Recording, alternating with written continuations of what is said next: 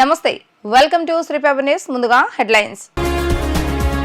Vijayawada to Delhi flight సర్వీసును ప్రారంభించిన కేంద్ర మంత్రి రామ్మోహన్ నాయుడు విమానాశ్రయాన్ని మరింత వృద్ధిలోకి తెస్తామని స్పష్టం. సెంట్రల్ పరిధిలోని ముంపు ప్రాంతాల్లో పర్యటించిన మంత్రి నారాయణ వరద ప్రభావిత డివిజన్లన్నీ సాధారణ స్థితికి చేరుకుంటాయని వెల్లడి.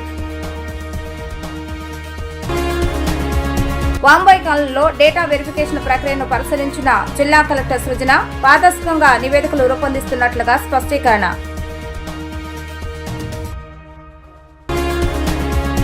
గన్నవరం విమానాశ్రయం అభివృద్ధిపై ప్రత్యేక దృష్టి పెడతామని కేంద్ర పౌర విమానయాన శాఖ మంత్రి రామ్మోహన్ నాయుడు తెలిపారు.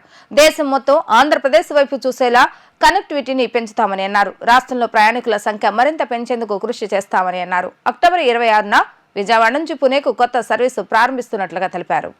గన్నవరం విమానాశ్రయంలో అప్రోచ్ రహదారిని విజయవాడ ఢిల్లీ ఇండిగో సర్వీసును కేంద్ర పౌర విమానయాన శాఖ మంత్రి రామ్మోహన్ నాయుడు ప్రారంభించారు. మంత్రి కొల్లు రవీంద్ర, మచిలీపట్నం ఎంపీ వల్లభనేని బాలశౌరి, ఎమ్మెల్యే యార్లగడ్డ వెంకట్రావు ప్రారంభోత్సవ కార్యక్రమంలో పాల్గొన్నారు. అనంతరం మంత్రి రామ్మోహన్ నాయుడు మాట్లాడారు. 3 నెలల్లోనే 4 కొత్త సర్వీసులు ఏర్పాటు చేశామన్నారు. అక్టోబర్ 27న విశాఖ ఢిల్లీకి సర్వీసు ప్రారంభిస్తున్నట్లుగా చెప్పారు. షార్జాకు ప్రస్తుతం సర్వీసులు నడుస్తున్నాయని పేర్కొన్నారు. దుబాయ్, సింగపూర్ విస్తరిస్తున్నట్లుగా చెప్పారు. దేశం మొత్తం ఆంధ్రప్రదేశ్ వైపు చూసేలా కనెక్టివిటీని పెంచుతామని, రాష్ట్రంలో ప్రయాణికుల సంఖ్య మరింత పెంచేందుకు కృషి చేస్తామని చెప్పారు. అక్టోబర్ 26న విజయవాడ నుంచి పుణేకు కొత్త సర్వీస్ ప్రారంభిస్తున్నట్లుగా తెలిపారు. ఈ ఏడాదిలోగా గన్నవరం ఎయిర్పోర్ట్ కు కొత్త టెర్మినల్ ప్రారంభిస్తామని స్పష్టం చేశారు. దేశంలో కొత్తగా మరో 200 విమాన సర్వీసులను ఏర్పాటే లక్ష్యంగా కృషి చేస్తామని రామ్మోహన్ నాయుడు తెలిపారు. అనంతరం మంత్రి కొల్లు రవీంద్ర, మచిలీపట్నం ఎంపీ వల్లభనేని బాలశౌరి, ఎమ్మెల్యే యార్లగడ్డ వెంకట్రావు విమానాశ్రయ అభివృద్ధి గురించి మాట్లాడారు.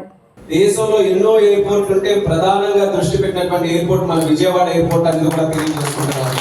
దానికి కారణం చంద్రబాబు నాయుడు గారు, పవన్ కళ్యాణ్ గారు ప్రత్యేకంగా వాళ్ళు కూడా చెప్పి ఈ విజయవాడ ఎయిర్పోర్ట్ ని మనం డెవలప్ చేసుకోగలిగితే, ఈ కనెక్టివిటీని దేశంలో ఉన్నటువంటి ప్రతి నగరానికి మనం అందించగలిగితే మన క్యాపిటల్ కి ముందుగా చాలా మంది వస్తారు. తద్వారా మన రాష్ట్రం కూడా అభివృద్ధి చెందడానికి అవకాశం ఉంటుందని వాళ్ళు ఒక డైరెక్షన్ ఇచ్చిన తర్వాత ప్రత్యేక దృష్టి పెట్టి, నాకు తెలిసి ఈ 3 నెలల్లో ప్రభుత్వాలు ఏర్పాటైన 3 నెలల్లో ఏ ఎయిర్పోర్ట్ గురించి కూడా 4 కనెక్షన్లు మొదలై ఉండవు. అది కేవలం మన విజయవాడ నుంచే మొదలైన 2 ఫ్లైట్లు ముంబైకి మనం స్టార్ట్ చేసుకున్నాం. ఒక ఫ్లైట్ ముందుగా చిన్న ఫ్లైట్ ATR ఉంటే దాన్ని అప్గ్రేడ్ చేసి ఎయిర్ బస్ కింద బెంగళూరు కి కొత్త ఫ్లైట్ మనం స్టార్ట్ చేసాం. ఈ రోజు అదనంగా ఢిల్లీకి కూడా మరొక కనెక్షన్ మనం స్టార్ట్ చేసాం. అంటే చంద్రబాబు నాయుడు గారికి, నరేంద్ర మోదీ గారికి కలుసుకోవడానికి అదనంగా ఇంకో కార్యక్రమం కూడా చేస్తామని తెలియజేస్తున్నారు. వాళ్ళ రిలేషన్ ఎంత బలంగా ఉంటే దేశం గాని రాష్ట్రం గాని అంత సుభిక్షంగా ఉంటుందనే ఆలోచనతో 2 క్యాపిటల్స్ ని కూడా మరొక కనెక్షన్ తో ఈ రోజు కలపడం జరుగుతుంది. దీనివల్ల ప్యాసింజర్స్ కూడా ఉన్నటువంటి అడ్వాంటేజ్, ఆల్రెడీ 2 ఫ్లైట్స్ ఉన్నాయి. మార్నింగ్ 9:10 ఒక ఫ్లైట్ ఉంది, సాయంత్రం ఇంకొక 9:10 కి మళ్ళీ ఢిల్లీకి ఒక ఫ్లైట్ ఉంది. కానీ ఎన్ని ఎక్కువ కనెక్షన్స్ మనకు వస్తే పబ్లిక్ కి అంత అందుబాటులో ధరలు ఉండే అవకాశం కూడా ఉంటుందని మనం గ్రహించాలి. ఆ సమక్షంలో ఈ 3 నెలల్లో 4వ ఫ్లైట్ కనెక్షన్, ఇది అంతం కాదు, ఆరంభం మాత్రమే. వచ్చే నెల మరొక కనెక్షన్ కూడా విజయవాడ నుంచి విశాఖపట్నంకి మరొకటి మనం స్టార్ట్ చేస్తున్నాం. అది కూడా లాంగ్ పెండింగ్ డిమాండ్ ఉంది. అక్టోబర్ 27వ తారీఖు నుంచి విశాఖపట్నం నుంచి విజయవాడ వరకు ఒక కొత్త కనెక్షన్. అంటే విశాఖపట్నం నుంచి మార్నింగ్ ఇక్కడికి వచ్చి మళ్ళీ ఇక్కడ విజయవాడలో క్యాపిటల్లో మన అమరావతి పనులన్నీ కూడా చూసుకొని తిరిగి సాయంత్రం మళ్ళీ విశాఖపట్నం వెళ్లే విధంగా అక్టోబర్ 27 నుంచి కొత్త కనెక్షన్ కూడా మనం స్టార్ట్ చేయబోతున్నాం. ఇవన్నిటికీ మించి ఇప్పుడే బాలశౌరి గారు కూడా మెన్షన్ చేశారు. మన ముఖ్యమంత్రి గారు కూడా పదే దాని గురించి ప్రస్తావిస్తున్నారు. విజయవాడ నుంచి ఇంటర్నేషనల్ కనెక్టివిటీ మనం పెంచాలి. ప్రస్తుతం షార్జాకి వారానికి 2 ఫ్లైట్లు మనం నడిపిస్తున్నాం. ఆ 2 ఫ్లైట్లతో పాటు దుబాయ్కి కానీ సింగపూర్కి కానీ ఇక్కడ నుంచి కనెక్షన్ ఇస్తే కేవలం విజయవాడ పట్టణమే కాకుండా చుట్టుపక్కల ఉన్నటువంటి 5-6 జిల్లాలకి కూడా అది ఎంతో మందికి ఉపయోగపడే విధంగా, లక్షల మందికి ఉపయోగపడే విధంగా కనెక్టివిటీ ఉంటుందని చంద్రబాబు నాయుడు గారు కూడా ఈ యొక్క విషయం మీద చాలా దృష్టి పెట్టడం జరుగుతుంది. Emirates flight from Vijayawada to Dubai. So minister గారి గురించి చెప్పాలంటే, నాయుడు గారి గురించి పార్లమెంట్ లో కానీ లేదా భారతదేశంలో కానీ తెలియనటువంటి ఎంపీలు ఎవరు ఉన్నారు? ఆయన 35 సంవత్సరాలకి క్యాబినెట్ మినిస్టర్ అయ్యారు ఎర్రనాయుడు గారు. తండ్రికి దగ్గర తనయుడుగా ఈయన 36 సంవత్సరాలకే క్యాబినెట్ మంత్రి అయ్యి చాలా చురుకుగా మరి ఈ విమానాశ్రయాల కోసం కానివ్వండి, ఈ ఫ్లైట్ ఇంట్రడ్యూ చేయడం కోసం కానివ్వండి, మీరందరూ చూస్తూనే ఉన్నారు. సో ఆయన సివిల్ ఏవియేషన్ మినిస్టర్ కావడం నిజంగా ఆంధ్ర రాష్ట్ర ప్రజల యొక్క అదృష్టంగా నేను భావిస్తా ఉన్నాను. మరి ఒకసారి చంద్రబాబు నాయుడు కూడా కృతజ్ఞతలు తెలియజేస్తా ఉన్నాను. ఎందుకంటే ఈ రోజు మనకి ఫ్లైట్స్ రావాలంటే చాలా కష్టం. నేను గత 5 సంవత్సరాలుగా ఈ airport development authority committee chairman గా ఉన్నప్పుడు మరి ఈ ఫ్లైట్స్ కోసం చాలా ప్రయత్నం చేశాం. ఏదో 1-2 సక్సెస్ అయ్యాం కానీ మిగిలిన సక్సెస్ కాలేకపోయాం. కానీ రామ్మోహన్ నాయుడు గారు కాగానే 4 ఫ్లైట్లు ఇంట్రడ్యూస్ చేశారు. మనకి ప్రధానంగా కావాల్సింది ఎమిరేట్స్ ఎయిర్లైన్స్ ఇక్కడి నుంచి దుబాయ్ వస్తాయి. ప్రపంచంలో ఎక్కడికైనా కనెక్టివిటీ ఈజీగా ఉంటుంది. చాలా మంది పెద్దలు నన్ను ఇక్కడ ఎయిర్పోర్ట్ ఇది ఎంపీ కాబట్టి ఇక్కడ సో చాలా మంది రిక్వెస్ట్ చేస్తా ఉన్నారు. ఒక ఫ్లైట్ విజయవాడ నుంచి దుబాయ్ ఎమిరేట్స్ అలాగే సింగపూర్ గానీ ఉన్నట్లయితే ఇంకో ఫ్లైట్. సో ఈ ప్రపంచంలో ఎక్కడికి వెళ్ళాలన్నా యూరోప్ కానీ యూఎస్ కానీ కనెక్టివిటీ మంత్రి గారిని నేను రిక్వెస్ట్ చేస్తా ఉన్నాను. ప్రభుత్వం వచ్చిన తర్వాత ఇది 4వ ఫ్లైట్, 2 బాంబేకి, 1 బెంగళూరుకి, 1 ఢిల్లీకి. ఈ 4 ఫ్లైట్లతో అలాగే 33% ఎయిర్ ట్రాఫిక్ పెరిగిన పరిస్థితి. గత ప్రభుత్వ హయాంలో అంతకుముందు తెలుగుదేశం ప్రభుత్వ హయాంలో కన్నా ఎయిర్ ట్రాఫిక్ తగ్గిపోయి ఫ్లైట్లు తగ్గిపోయిన పరిస్థితి. అలాగే 1150 ఎకరాలు ఉన్న ఎయిర్పోర్ట్ లో ఇంకా టెర్మినల్ బిల్డింగ్ చాలా రోజులుగా నత్తడానికి పరిచే పరిస్థితి. ఇప్పుడు మంత్రి గారు ఈరోజు రివ్యూ చేసిన తర్వాత చాలా త్వరగా కంప్లీట్ అవుతుంది ఆశిస్తున్నాం. అలాగే ఎయిర్పోర్ట్ ఎదురు కూడా బ్యూటిఫికేషన్ చేయాల్సిన అవసరం ఉందని డైరెక్టర్ గారికి మనం చెప్పారు. కాంపౌండ్ వాళ్ళు బయట అలాగే ఎదురు కూడా ఫామ్ ట్రీస్ అని మీరే పెట్టిన ఎన్టీఆర్ కాలేజ్ ఎదురుగా కూడా ఎన్టీఆర్ హెల్త్ సైన్సెస్. అలాగే ఈ 1650 ఎకరాలు 1850 ఎకరాలు ఉన్న బాంబే ఎయిర్పోర్ట్ లో రోజుకి 950 ఫ్లైట్స్ టేక్ ఆఫ్ అవుతాయి. ఇక్కడ ఇంకో 300 ఎకరాలు ఎక్వైర్ చేసినా ఇది జస్ట్ ఇంటర్నేషనల్ ఎయిర్పోర్ట్ గా తయారవుతుందని, అలాగే తెలుగుదేశం ప్రభుత్వం ఇంటర్నేషనల్ ఎయిర్పోర్ట్ బ్రిటిష్ ఉన్నారు.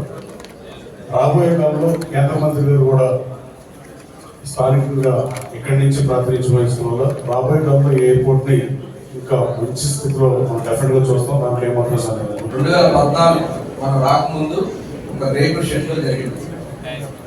అలాంటిది చంద్రబాబు నాయుడు గారి స్ఫూర్తితో కానీ ఆ రోజున మరి అశోక్ గజపతిరాజు గారు కూడా మనకి ఏవియేషన్ మినిస్టర్ గా పనిచేసినప్పుడు ఒక ఫేస్ లిఫ్ట్ చేసిన దాంట్లో కానీ ఆ రోజు ఫ్లైట్స్ కూడా దాదాపు 32 ఫ్లైట్స్ వస్తే రన్వే కూడా పెంచడానికి ఆ రోజున మరి రైతులను ఒప్పించి వాళ్ళందరికీ కూడా భూములు ఇస్తే ఆ రోజున ఇంకా కంటిన్యూ అయినట్టు బాగుండేది.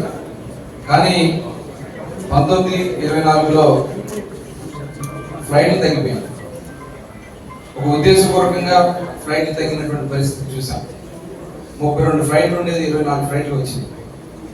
ఇవాళ మళ్ళీ మన గవర్నమెంట్ వచ్చిన నాటికి కేవలం 75 సర్వీసెస్ ఉంటే ఈరోజు పెంచినటువంటి ఫ్లైట్స్ వల్ల కానీ మొత్తం ఏదైనా కానీ 159 సర్వీసులు తీసుకొచ్చినటువంటి ఘనత వాడికి ఈ రోజున మన సోదరుడికి దక్కుతుంది.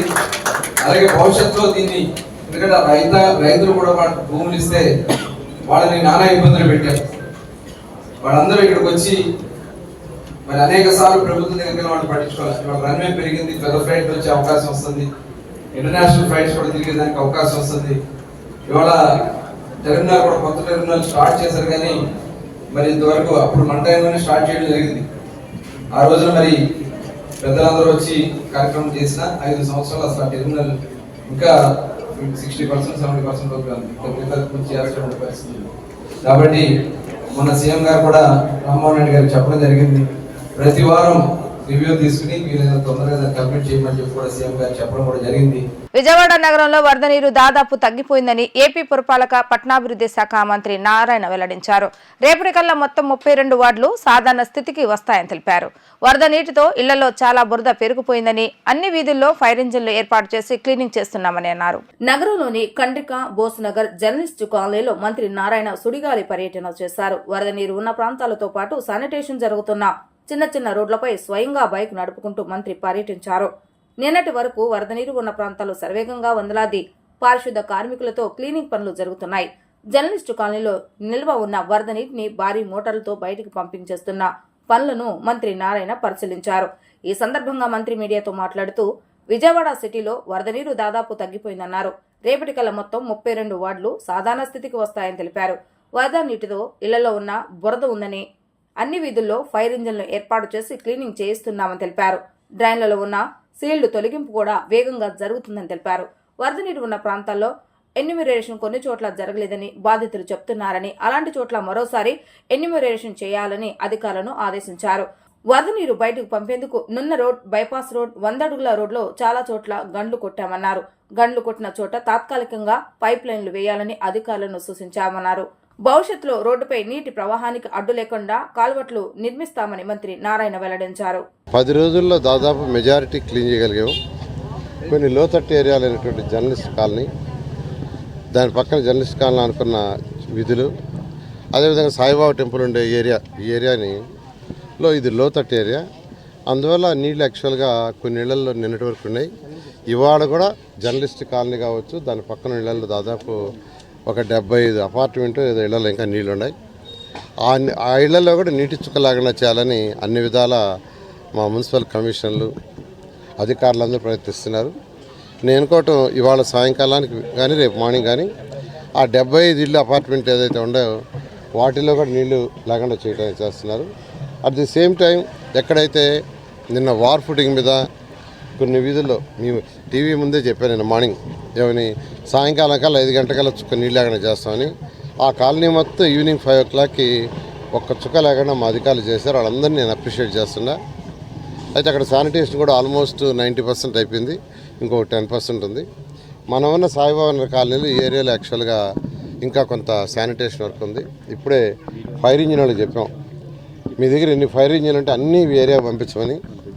అదేవిధంగా ట్యాంకర్లు కూడా ఎన్ని ఉంటే అవన్నీ పంపిస్తే సాయంకాలం కల్లా ఈ ఏరియాలో కూడా ఫస్ట్ రోడ్లు క్లీన్ చేయటం. అంటే రోడ్ అంతా బురద అయిపోయింది, ఇళ్లలో బురద ఒక 4 ఇంచులు 3 ఇంచులు పేరుకుపోయింది. అదంతా క్లీన్ చేసేసి ఈవినింగ్ కల్లా రెడీ చేయమన్నాను. నైట్కి ఫాగింగ్ అయి చేయటం అన్నీ చేస్తే కొద్దిగా శానిటరీ. ఇంతవరకు ఎందుకంటే ఇంత పెద్ద వరద వచ్చినా ఇన్ని రోజులున్నా ఇంతవరకు ఎక్కడ దీనివల్ల వచ్చి అంటువ్యాధులు రాకుండా చూసాం. అంటువ్యాధులు రాకుండా అన్ని విధాల అధికారులు జాగ్రత్తలు తీసుకున్నారు. ఈ కొద్దిపాటిది కూడా ఇమీడియట్గా క్లీన్ చేసి ఉండే ఉద్దేశంతో యాక్చువల్గా ఎక్కడెక్కడ గండ్లు కొట్టాలో, ఎక్కడెక్కడ మళ్ళీ కట్లేయాలో ఆ విధంగా చేస్తూ అధికారులు చేశారు. సాయంకాలానికి ఈ ఏరియా కూడా క్లీన్ చేస్తాం కంప్లీట్గా. ఇంకా నీళ్ళు అనేది ఏదైనా మిగిలితే ఒక జర్నలిస్ట్ కాలనీలో ఆ ఎడ్జిలో పొలాల్లో దూరంగా ఉండే ఇళ్లలో ఒక 10-15 ఇళ్లలో ఉంటుందేమో నాకు. అది కూడా లేకుండా చేయమని చెప్పాను. అంటే ఇప్పుడు ఆ నీళ్ళన్నీ కంప్లీట్గా తోడాలంటే అయ్యేది కాదు, అది బై గ్రావిటీ పోవాలా కాలువల్లో. అవన్నీ పంపులు పెట్టినా 250-500 HP పెట్టినా కానీ దాదాపు ఒక 15 రోజులు పడుతుంది. దానికంటే కెనాల్స్లో ఎలా పోవాలో ఆ విధంగా యాక్చువల్గా చేస్తున్నాం. అది కూడా పోతుంది. అయితే రేపు ఉదయానికి అయితే విజయవాడ ఏదైతే ఈ నీళ్ళలో మునిగిపోయిందో 100% కంప్లీట్గా అయిపోయినట్టు అవుతుంది. ఇటీవల కురిసిన భారీ వర్షాలు, వరదల వల్ల ముంపునకు గురై నష్టపోయిన బాధితులకు పూర్తి స్థాయిలో న్యాయం చేసి వారిని కష్టాల నుంచి గట్టెక్కించాలన్న ప్రభుత్వ లక్ష్యానికి అనుగుణంగా నష్టాల వివరాలను నమోదు చేయడం జరిగిందని, అత్యంత పారదర్శకంగా నివేదికలను రూపొందించి ఈ నెల 15వ తేదీన రాష్ట్ర ప్రభుత్వానికి సమర్పించేందుకు ప్రత్యేక బృందాలతో రీవెరిఫికేషన్ నిర్వహిస్తున్నట్లుగా జిల్లా కలెక్టర్ డాక్టర్ జి. సృజన తెలిపారు. ముంపు కారణంగా దెబ్బతిన్న వాహనాలకు, ఇతర ఆస్తులకు ఇన్సూరెన్స్ పరిహారాన్ని అందించాలన్న లక్ష్యంతో స్థానిక సబ్ కలెక్టర్ కార్యాలయంలో ఏర్పాటు చేసిన ఇన్సూరెన్స్ ఫెసిలిటేషన్ సెంటర్ సెలవు రోజులైన శని, ఆదివారాల్లో కూడా పనిచేసేలా చర్యలు తీసుకున్నామని తెలిపారు. జిల్లా కలెక్టర్ డాక్టర్ జి. సృజన నగరంలోని సింగనగర్, వాంబే కాలనీ ప్రాంతాల్లో పర్యటించి నష్ట వివరాలను, డేటా వెరిఫికేషన్ ప్రక్రియను పరిశీలించారు. ఈ సందర్భంగా కలెక్టర్ సృజన మాట్లాడుతూ జిల్లాలో వరద ముంపు నష్టాల నమోదు ప్రక్రియను దాదాపు పూర్తి చేయడం జరిగిందన్నారు. ఏ కారణం చేతనైనా నష్టాల వివరాలు నమోదు కాని వారికి సంబంధిత సచివాలయాల ద్వారా మరో అవకాశం కల్పించి క్షేత్రస్థాయిలో ఎన్యూమరేషన్ బృందాలు పరిశీలించిన వివరాలను యాప్లో నమోదు చేయడం జరిగిందన్నారు. నష్ట వివరాలను నమోదు చేసి నష్టపోయిన ప్రతి బాధితునికి సహాయం అందించి వారిని కష్టాల నుంచి గట్టెక్కించి ఆదుకోవాలన్న ప్రభుత్వ లక్ష్యానికి అనుగుణంగా పారదర్శకంగా నివేదికలు రూపొందిస్తున్నట్లుగా కలెక్టర్ వివరించారు. ముంపు నీటి కారణంగా నష్టపోయిన గ్రౌండ్ ఫ్లోర్ నివాసితులతో పాటు మొదటి అంతస్తులో ఎలాంటి నష్టం జరిగినా అలాంటి వాటి వివరాలను కూడా సేకరించి నివేదికలో పొందుపరచాలని ఎమ్యూనరేషన్ బృందాలకు స్పష్టమైన సూచనలు చేయడం జరిగిందన్నారు. ముఖ్యంగా విజయవాడ నగరానికి జరిగిన నష్టాన్ని అంచనా వేయడానికి గత వారం రోజులుగా ఎన్యూమరేషన్ చేయడం జరుగుతోందండి. మొదటి లెవెల్ ఎన్యూమరేషన్ అయిపోయిన తర్వాత ఈ రోజు నుంచి ఒకసారి ఆ డేటాని మళ్ళీ మండల స్థాయి జిల్లా స్థాయి అధికారులని ప్రతి సచివాలయానికి నియమించి రీవెరిఫికేషన్ చేయడం జరుగుతుంది. అంటే జస్ట్ క్రాస్ చెక్. మొదటి లెవెల్ ఐఏఎస్ అధికారులు 1500 టీముల దాకా బయట నుంచి వచ్చిన డిప్యూటీ తహసీల్దార్లు, రెవెన్యూ ఇన్స్పెక్టర్లతో ఇక్కడ ఉండే సచివాలయ సిబ్బంది, వాలంటీర్స్ సహాయంతో ఎన్యూమరేషన్ చేసిన తర్వాత సరే మళ్ళీ క్రాస్ వెరిఫై చేసుకొని ప్రభుత్వానికి సబ్మిట్ చేసే ముందు క్రాస్ వెరిఫై చేసుకొని సబ్మిట్ చేయడం కోసం జిల్లా అధికారులని, మండల స్థాయి అధికారులని రీవెరిఫికేషన్ కోసం టీమ్స్ వేయడం జరిగిందండి. వాటన్నిటిని రీవెరిఫై చేసిన తర్వాత రేపటికి ప్రభుత్వానికి నివేదిక ఇవ్వడం జరుగుతుంది. ముఖ్యంగా నీళ్లు ఎంటర్ అయితే నష్టం జరుగుతుంది కాబట్టి ఇంట్లో 3 అడుగులు 4 అడుగులు నీళ్ళు ఎంటర్ అయితే వాళ్ళందరివి రికార్డ్ చేసుకోవడం. అది గ్రూప్ హౌస్ ఇట్లా మల్టీ స్టోరేజ్ బిల్డింగ్ అయితే పైన ఉండే వాళ్ళు కూడా కిందకి లేకపోతున్నారు కాబట్టి కింద ఉండే వాళ్ళని రికార్డ్ చేస్తూ పైన ఉండే వాళ్ళ కష్టాన్ని కూడా రికార్డ్ చేయడం జరుగుతుంది. ప్రభుత్వం నిర్దేశించిన స్కేల్ ప్రకారము వాళ్ళకి ఎక్స్‌గ్రేషియా ఇవ్వడం జరుగుతుంది. ప్రకాశం బ్యారేజ్ వద్ద బోట్లు తొలగింపు ప్రక్రియ అందరినీ ముప్పతిప్పులు పెడుతోంది. ఇక బోట్లను బయటకు తెచ్చేందుకు 3 రోజులుగా అధికారులు డైవింగ్ టీంతో కృషి చేస్తున్నా ఆశించిన స్థాయిలో ఫలితం రావటం లేదు. ఎంతో శ్రమ అనంతరం ఓ బోటు 10 అడుగులు కదిలింది. అంతలోనే బోటు బోల్తాపడి ఇసుకలో చిక్కుకుపోయింది. క్రైన్లు, లిఫ్ట్లతో బోల్తాపడిన బోట్ను పైకి లేపేందుకు విఫల ప్రయత్నం చేశారు. ప్రకాశం బ్యారేజ్ వద్ద బోట్లు తొలగింపు ప్రక్రియ అందరినీ ముప్పతిప్పులు పెడుతోంది. బోట్లను బయటకు తెచ్చేందుకు 3 రోజులుగా అధికారులు, డైవింగ్ టీం ఎంతో కృషి చేస్తున్నా ఆశించిన స్థాయిలో ఫలితం రావటం లేదు. బోట్లను బయటకు తెచ్చేందుకు అందులో నిపుణుడైన అబ్బులు బృందాన్ని సైతం ప్రత్యేకంగా కాకినాడ నుంచి తీసుకొచ్చారు. అయినా వారి కృషి ఫలించలేదు. బయటకు తీసే సమయంలో లంకెల వల్ల బోట్లు కదలటం లేదు. దీంతో మరో భారీ బోటు సహాయంతో చిక్కుకున్న బోట్ను బయటకు లాగేందుకు ప్రయత్నించారు. చివరికి గేట్ నుంచి 10 అడుగులు కదిలాక బోటు బోల్తాపడి ఇసుకలో చిక్కుకుపోయింది. క్రేన్లు, లిఫ్ట్లతో బోల్తాపడిన బోట్ను పైకి లేపేందుకు విఫలయత్నం చేశారు. చివరికి బోట్లు తొలగింపు ప్రక్రియను శుక్రవారం అధికారులు నిలిపివేశారు. నేడు బోటుకు బలమైన తాళ్లు, కొక్కేలు కట్టి బయటకు లాగాలని నిర్ణయించారు. విశాఖకు చెందిన డ్రైవింగ్ టీంతో ఓ బోట్ను 2గా కోశారు. 2గా కోసిన ఆ బోట్ను తొలుత బయటకు లాగేందుకు ఏర్పాటు చేశారు. అనంతరం మిగిలిన 3 బోట్లను భారీ పడవల సహాయంతో బయటకు తీయనున్నారు. బ్యారేజ్ గోడకు, గేట్లకు ఎక్కడ చిన్నపాటి నష్టం కూడా కలగకుండా బోట్లను తీసేందుకు అధికారులు ఏర్పాటు చేశారు. వీలైనంత త్వరలో బోట్లు బయటకు తీసేలా చర్యలు తీసుకుంటున్నారు. విజయవాడ నగర మేయర్ వ్యవహరిస్తున్న తీరు ఆశ్చర్యాన్ని కలిగిస్తుందని నగరవాసులు వరద ముంపుకు గురైతే మేయర్ కానీ, డిప్యూటీ మేయర్ కానీ, పాలకపక్ష కార్పొరేటర్లు చీకు చింత లేకుండా ఉన్నారని టీడీపీ నాయకులు మాజీ మేయర్ కోనేరు శ్రీధర్, టీడీపీ నాయకులు కోటేటి హనుమంతరావు విమర్శలను గుప్పించారు. విజయవాడ నగర మేయర్ ప్రజలను పట్టించుకోకుండా ఒక పార్టీకే కొమ్ము కాస్తున్నారని మండిపడ్డారు. విజయవాడ పార్లమెంటు భవనంలో నిర్వహించిన మీడియా సమావేశంలో టీడీపీ నాయకులు మాజీ మేయర్ కోనేరు శ్రీధర్, టీడీపీ నాయకులు కోటేటి హనుమంతరావు మాట్లాడారు. మేయర్ అంటే పార్టీలకు అతీతంగా పనిచేయాలని అన్నారు. ప్రజలు బాధల్లో, ఇబ్బందులు ఉంటే వారిని ఆదుకునే కార్యక్రమాలు ఇంతవరకు మేయర్ ఆధ్వర్యంలో జరగలేదని విమర్శించారు. నగర కార్పొరేషన్ సంస్థ దగ్గర ఆదాయం ఉన్న బాధితులకి సహాయం చేయడానికి వెనకడుగు వేస్తున్నారని అన్నారు. వరద బాధితుల్ని రాష్ట్ర ప్రభుత్వం, ముఖ్యమంత్రి చంద్రబాబు నాయుడు మాత్రమే ఆదుకున్నారని అన్నారు. నగరపాలక సంస్థ బాధితుల కోసం ₹1 కూడా ఖర్చు పెట్టలేదని అన్నారు. ముఖ్యమంత్రి చంద్రబాబు నాయుడు, కలెక్టర్లు, అధికారులు, ఎమ్మెల్యేలు, మంత్రులు వరదలో తిరిగితే నగర మేయర్ ఇంట్లో కూర్చొని ఉండటానికి సిగ్గుండాలని అన్నారు. వాళ్ల వల్ల కొండ చర్యలు విరిగిపడి మృతి చెందిన కుటుంబాలను కూడా మేయర్ పలకరించకపోవడం ఆశ్చర్యాన్ని కలిగిస్తుందని అన్నారు. రాష్ట్రం నుంచి ఎక్కడెక్కడి నుంచో బాధితులను ఆదుకునేందుకు సహాయం చేస్తుంటే ట్యాక్సుల రూపంలో ప్రజల డబ్బులు దండుకుంటున్న నగరపాలక సంస్థ బాధితుల కోసం ₹1 కూడా ఖర్చు పెట్టలేదని విమర్శలు గుప్పించారు. ఉన్న విజయవాడ నగరపాలక సంస్థలో ఉన్న మేయర్కి కానీ, డిప్యూటీ మేయర్లకు కానీ, పాలకపక్షంలో ఉన్న కార్పొరేటర్లకు కానీ ఏమాత్రం చీకు చింత లేకుండా, విరుగుబానం లేకుండా వీళ్ళు ఎవరి చేత ఎన్నుకోబడ్డా ప్రజలందరూ కూడా నానా తిప్పలు పడుతుంటే ఎక్కడ కూడా ఒక సాయం చేయటం కానీ, ఒక చోట పలకరించడం కానీ, ఏదైనా ఒక మంచి కార్యక్రమం చేయటం కానీ ఎక్కడ జరగలేదు. మేము ఉన్నప్పుడు ఈ కాలాలు పొంగుతాయి అని చెప్పి ఎక్కడికక్కడ పూడికలు దించేవాళ్ళం. సుమారుగా దాదాపు 100 కోట్ల పైన, 3 కోట్ల పైన ఖర్చు పెట్టేవాళ్ళం. జేసీబీలు పెట్టి, జేసీబీకి స్పెషల్గా దీనికి ఒక బకెట్ తయారు చేయించి ఆ బకెట్ తోటి ఈ పూడికలు తీయటం జరుగుతూ ఉండేది. 3 సర్కిల్స్లోనూ అది తీసి ఒడ్డునేయటం కాకుండా ఆ జేసీబీ తీయగానే ఏమంటే ట్రాక్టర్లు వేయటం, ఆ ట్రాక్టర్ తీసుకెళ్ళి ఎక్కడ వేయాలో అక్కడ వేసేస్తూ ఉండేది. ఎక్కడ రోడ్డు మీద ఉండేది కాదు. ప్రజలకి ఏది ఉన్నా కానీ వారికి అందుబాటులో ఉండి వాళ్ళకి కష్టం వచ్చినా ఏదొచ్చినా ఎంతో కొంత సాయం చేయటం, లేకపోతే కనీసం పలకరించి ఓదార్పన్న చేయటం అనేది సహజం రాజకీయ నాయకులు ఎవరికైనా. కానీ ఇదేంటి విచిత్రంగా సీఎం లాంటి చంద్రబాబు నాయుడు గారు ఆ బురదలో తిరగటం, నీళ్ళల్లో తిరగటం, అర్ధరాత్రి పూట 3ంటికి తిరగటం, అందరికీ ఒక ధైర్యం చెప్పటం, వాళ్ళకి కావాల్సిన అవసరాలు ఎక్కడ ఏమవుతున్నాయి, ఏం జరుగుతున్నాయని అన్నీ ఆయన పర్యవేక్షించి ఎక్కడ ఇంత పెద్ద దీనిలో ఎక్కడైనా జరిగితే 2 జరిగినాయో కానీ ఎక్కడ లోపాలు లేకుండా మ్యాక్సిమం ఆఫీసర్లందరినీ విజయవాడ నుంచి సెక్రటరియట్నే మన కలెక్టర్ ఆఫీస్లో పెట్టి ఇక్కడి నుంచి అన్నీ మానిటరింగ్ చేయడం జరిగింది.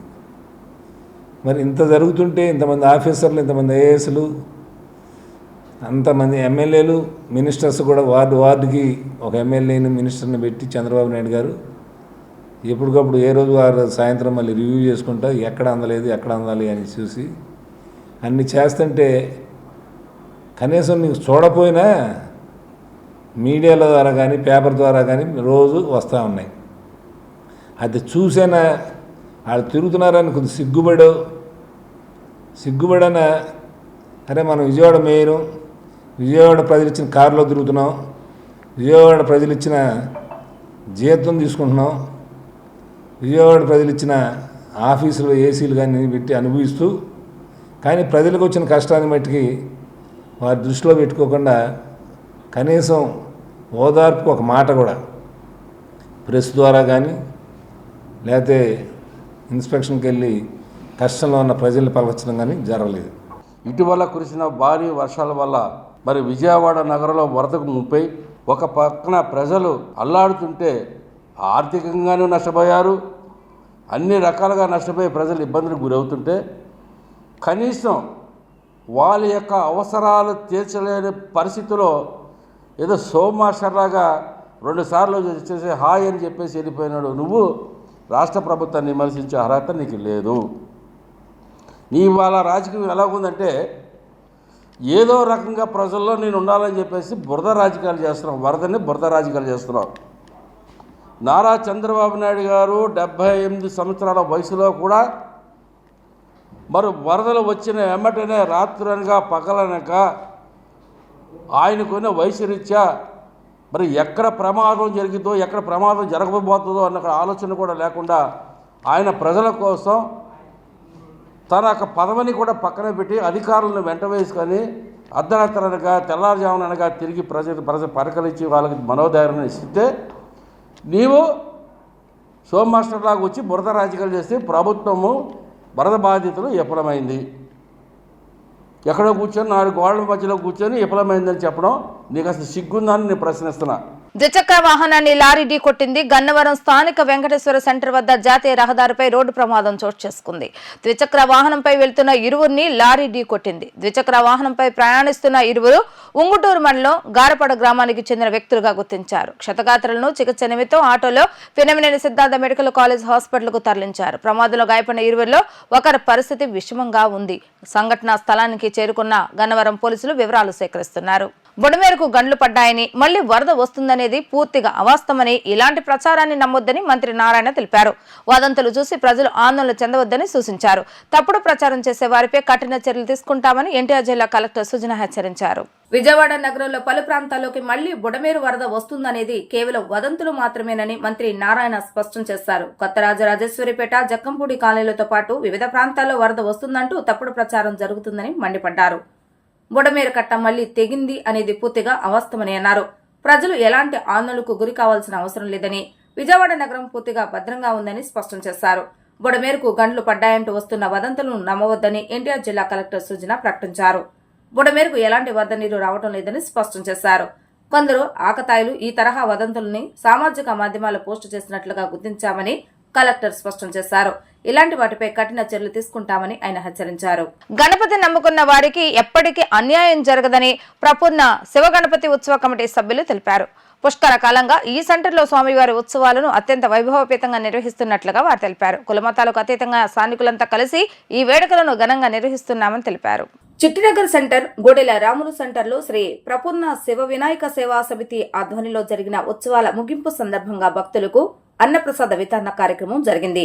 5 రోజుల పాటు ఇక్కడ కొలువై ఉన్న గణపతికి నగర ప్రజలు, రాష్ట్ర ప్రజలు అందరూ సుఖశాంతులతో ఉండాలని ఆకాంక్షిస్తూ ప్రత్యేక పూజా కార్యక్రమాలు నిర్వహించారు. కమిటీ సభ్యుడు మహేష్, విజయ్ కుమార్, శివారెడ్డి మాట్లాడుతూ 12 సంవత్సరాలుగా స్వామివారికి ఈ సెంటర్లో ఉత్సవాలు నిర్వహిస్తున్నట్లుగా తెలిపారు.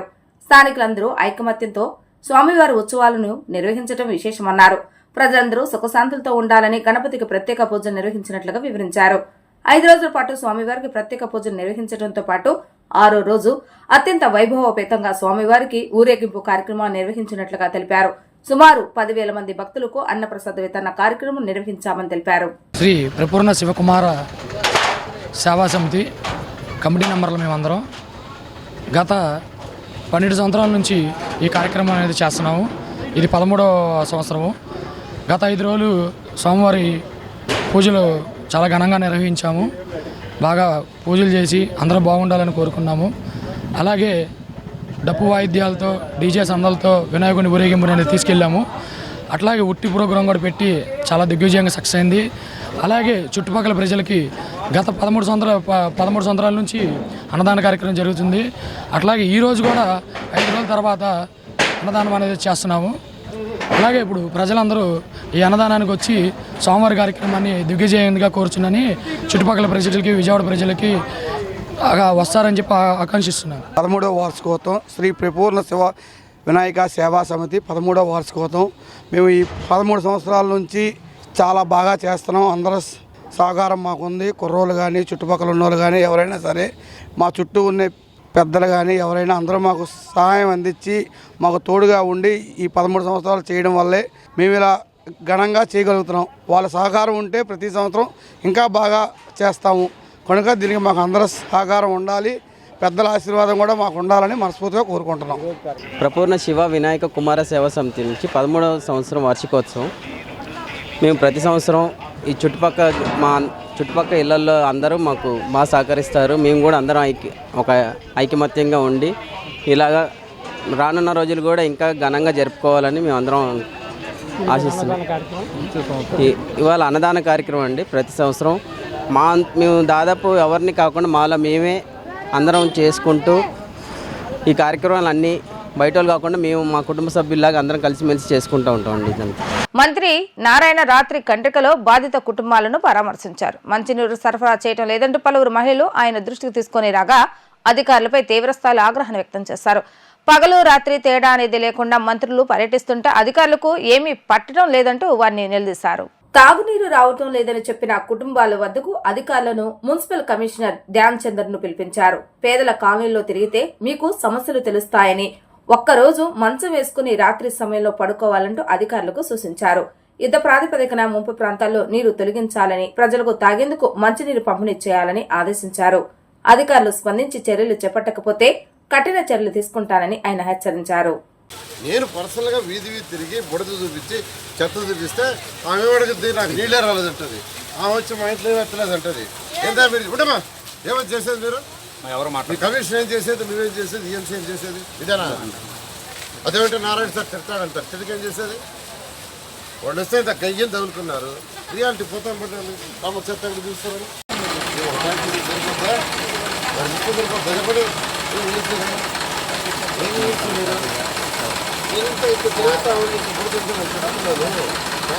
తిరుగుతా ఉండి వెరీ బ్యాడ్, వెరీ బ్యాడ్. ఒక మినిస్టర్ జరుగుతుంటే బాధ్యత లేదు. ఏమో నిజం వెళుతుంది. ఏమంత చెప్తాను చెప్పు. అడిగేం చెప్తా అంత అదే మీరు నేర్చుకుంది. కామన్ సెన్స్ కాదా? మంచిగా జరుగుతున్నారు. ఎంత వాళ్ళు అడిగి చేస్తాం అనేది ఆ పెట్టుకొని ఏం చేస్తాం? ట్యాంకర్ పెట్టాలి వేడు 100 రూపాయలు ఏం చేస్తాం చెప్పు. పెట్టు వీడు 50 ఆడు 50 పెడితే పెట్టి నువ్వు నిద్రపోవాలి. సార్ ఫైర్ ఇంజిన్ పెడితే ఫైర్ ఇంజిన్ కదా మీరు ట్యాంకర్లు పెట్టండి ఫైర్ ఇంజిన్ వస్తాయి రావు మీకు అనవసరం డోంట్ టాక్ మేము ఉండేటప్పుడు ఆయన బెదిరించడం కాదు, లేనప్పుడు పని చేయొచ్చు, లేనప్పుడు పని చేయొచ్చు. అలాగే సార్, అలాగే. నా ముందే ఆయన దబాయిస్తే వస్తుంది, అలాగే నా ముందు దబాయిస్తే వస్తుంది, నువ్వేదో చేసినట్టుగా. It is your duty. ఆడ పని జరిగేది చుట్టూ నీ పని, అంతేకా నాది కాదు. నేను మళ్ళీ వస్తాను, నేను 12 వస్తాను. 12 వచ్చాను. ఇక్కడెక్కడ చెత్త ఉండకూడదు, వాళ్ళు ఎవరిని కడుక్కుంటారు, ట్యాంకర్ పెట్టండి. నేను మళ్ళీ 12 వస్తాను. ఆఫ్టర్ ఆల్ ఒక చిన్న ఏరియాలో మీరు తీలాగానే ఉంటే మీ ఏఎన్సీ గారు మీరు చేస్తే చెప్పండి. చిన్న ఏరియా ఇది, అయిపోయింది. 32 డివిజన్లు అన్నీ అయిపోయినాయి. ఈడ 10 వీధులు, ఆడ 10 వీధులు ఉన్నాయి. మ్యాన్ పవర్ అంతా ఉంది. ఏ కమిషనర్ చెప్పండి అందరూ. ఎప్పుడంటే సార్ నీకు చెప్పాను కదా, నేను చెప్పలేదా? ఆయన చెప్పాను, నేను ఇస్తాను పట్టుకున్నారు, వాళ్ళు పట్టుకున్నది కరెక్టే. ఇక్కడ మనసు ఇస్తాను పడుకోండి, ఏఎన్సీ మీరు తెలుస్తుంది, మీరు పడుకుంటే మీకు తెలుస్తుంది. రియాలిటీ గ్రౌండ్ రియాలిటీ నేను చెప్తాను. లాస్ట్ పాయింట్ వరకు ఎవరి ఇంట్లో నీళ్లు అడుగుదా ఉద్దేశంతో ఏదైతే టేకప్ చేసామో ఈ యొక్క పొడమేరు వరద వల్ల వచ్చిందండి. ఆల్మోస్ట్ ఇవాళకైతే ఆల్మోస్ట్ అందరి ఇళ్ళలో వెళ్ళిపోయినాయి. టోటల్ జర్నలిస్ట్ కాలనీ నీళ్ళు కూడా తీయడానికి ప్లాన్ చేసి మా అధికారులు చక్కగా దాన్ని కూడా గ్రావిటేషన్ ఆఫ్ వాటర్ ఎలా ఉందో చూసి స్లోప్స్ అవన్నీ చూసి యాక్చువల్గా ఆ డైరెక్షన్లో యాక్చువల్గా ఏంటంటే 10,000 మంది అండి. 3,000 ఇక్కడ కార్పొరేషన్ వాళ్ళు, 7,000 బయట నుంచి వచ్చారు. ఇతర మున్సిపాలిటీలో ఉన్న కమిషన్ని వాళ్ళ కింద ఉన్న వాళ్ళని యాక్చువల్గా వాళ్ళే తీసుకొచ్చుకున్నారు. ఎక్విప్మెంట్ కూడా వాళ్ళని తెచ్చుకోమని, మనుషులు వచ్చి మాత్రం కాలువలో ఊడికి తీయాలన్నా ఏం చేయాలి వాళ్ళే తీసుకొచ్చుకున్నారు. ఒక్కొక్కరికి ఒక్కొక్క సచివాలయం అని 4-5 సచివాలయాలని వార్డులని డివైడ్ చేసాం. 32 వార్డులని ఆ విధంగా డివైడ్ చేయడం వల్ల డీసెంట్రలైజేషన్ ఆఫ్ వర్క్లో చక్కగా చేశారు. ఖచ్చితంగా నేను చెప్పేదానికంటే ప్రజలు చెప్తున్నారు, ప్రజలు చెప్తున్నారు. ఎక్కడన్నా 1-2 అంటే ఇవాళే నీళ్లు పోయినాయి ఈ ఏరియాలో, ఆ బుడ తీయాలి, కొద్దిగా టైం పడుతుంది. దానికి వాళ్ళకు కూడా ఎవరికైనా గంటల్లో తీసేయాలని కోరుకుంటుంది వాళ్ళు. తప్పులేదు ఎవరికైనా, ఎందుకంటే 14 రోజులు సఫర్ అయ్యి ఎక్కడో బయట ఎవరో ఇంట్లో ఉండి వాళ్ళు వచ్చారు, వాళ్ళు వచ్చారు తిరిగి. సో నీళ్లు పోయినాయి కదా, ఇమీడియట్గా క్లీన్ చేసుకోవాలా, చెత్త తీసారంటుంది. వాళ్ళ యొక్క ఆతృత కరెక్టే, తప్పట్లేదు. అందుకని మా అధికారులు గట్టిగా చెప్పి. వార్తలు ముగించే ముందు హెడ్లైన్స్ మరొకసారి. విజయవాడ టు ఢిల్లీ ఫ్లైట్ సర్వీసును ప్రారంభించిన కేంద్ర మంత్రి రామ్మోహన్ నాయుడు విమానాశ్రయాన్ని మరింత వృద్ధిలోకి తెస్తామని స్పష్టం. సెంట్రల్ పరిధిలోని ముంపు ప్రాంతాల్లో పర్యటించిన మంత్రి నారాయణ వరద ప్రభావిత డివిజన్లన్నీ సాధారణ స్థితికి చేరుకుంటాయని వెల్లడి. వాంబాయి కాలంలో డేటా వెరిఫికేషన్ ప్రక్రియను పరిశీలించిన జిల్లా కలెక్టర్ సృజన పారదర్శకంగా నివేదికలు రూపొందిస్తున్నట్లుగా స్పష్టీకరణ.